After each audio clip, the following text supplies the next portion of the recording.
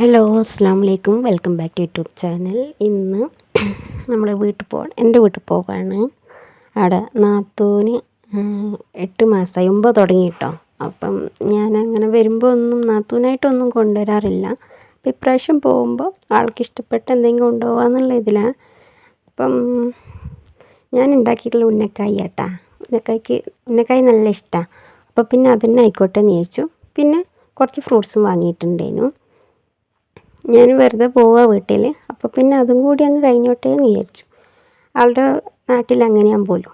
ആൾ കൊല്ലത്താണ്. അപ്പോൾ ഇങ്ങനെ ഓരോരുത്തർ ഇങ്ങനെ കാണാൻ വരുമ്പോൾ വയറ് കാണലെന്നും പറഞ്ഞ് വന്നിട്ട് എന്തെങ്കിലുമൊക്കെ സ്നാക്സോ ഫ്രൂട്ട്സോ എന്താണോ ഇഷ്ടമുള്ളത് അത് കൊണ്ടുവരുമെന്ന് പറഞ്ഞിട്ടുണ്ടായിരുന്നു. അപ്പം ഞാൻ കൊണ്ടുവന്നിട്ടുള്ളത് ഉന്നക്കായും ഫ്രൂട്ട്സുമാണ്. അപ്പം ഞാൻ വൈകുന്നേരമാണ് വന്നത്.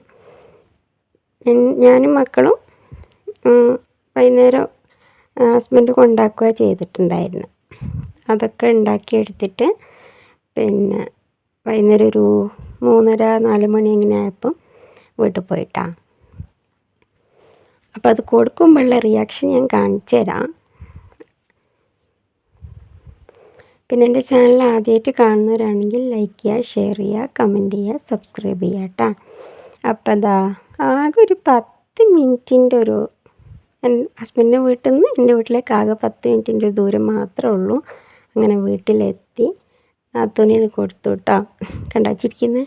ആഹാ, അന്നപ്പോൾ തന്നെ എടുത്ത് കഴിക്കുകയും ചെയ്തു. നല്ല ചൂടുള്ള ഉന്നക്കായിരുന്നു. പിന്നെ വൈകുന്നേരമായപ്പോൾ ഇതാ ഉമ്മാൻ്റെ പച്ചക്കറി തോട്ടത്തിൽ ഇറങ്ങിയിട്ട് ഓരുണ്ടാക്കിയാണെങ്കിലും പറിക്കുമ്പോൾ നമുക്ക് വേറെ തന്നെ ഒരു സുഖമാണല്ലോ. അങ്ങനെ ഉമ്മാൻ്റെ പൊട്ടിക്ക, പിന്നെ പച്ചമുളക്, ചീര, തക്കാളി, പയറ്, വെള്ളരിക്ക ഇതൊക്കെ ഉമ്മ ഉണ്ടാക്കിയിട്ടുണ്ടായിരുന്നു. അതെല്ലാം പറിച്ചെടുത്ത് ഞാനും മക്കളും കൂടിയിട്ട് അതിപ്പോൾ നമ്മൾ ഉണ്ടാക്കിയതാണെങ്കിൽ ഓരുണ്ടാക്കി വയ്ക്കുമ്പോൾ നമുക്ക് ഈ വിളവെടുക്കുന്ന ടൈമിന് അതെല്ലാവർക്കും ഭയങ്കര സന്തോഷമുള്ള കാര്യമായിരിക്കുമല്ലോ. അങ്ങനെ എല്ലാതും പറിച്ചെടുത്തിട്ടുണ്ട്. ആയതെല്ലാം ചില തക്കാളിയൊക്കെ ഇങ്ങനെ കുറച്ചാകുമ്പോഴത്തേന് പഴുക്കാൻ വേണ്ടി വെക്കാൻ പറ്റില്ല, കാരണം അത് കേട് വന്ന് വീണ് പോവുകയാണ്. വെയിലിൻ്റെ ചൂടുകൊണ്ടാണോ എന്താണെന്ന് അറിയില്ല. എന്തായാലും കിട്ടിയതൊക്കെ ഞങ്ങൾ പറിച്ചെടുത്തിട്ടുണ്ട്.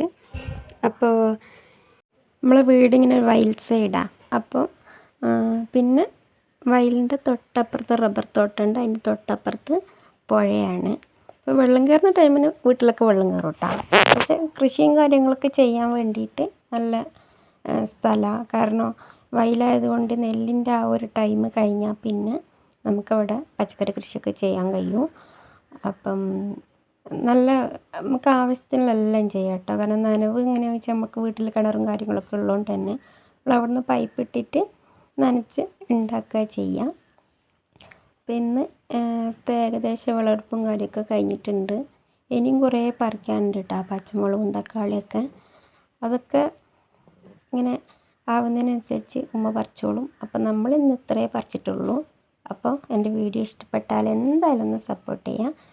ഇന്നത്തെ വീഡിയോ ഇത്രയേ ഉള്ളൂ. അടുത്ത വീഡിയോ കാണുന്നവരേക്കും ബൈ ബൈ.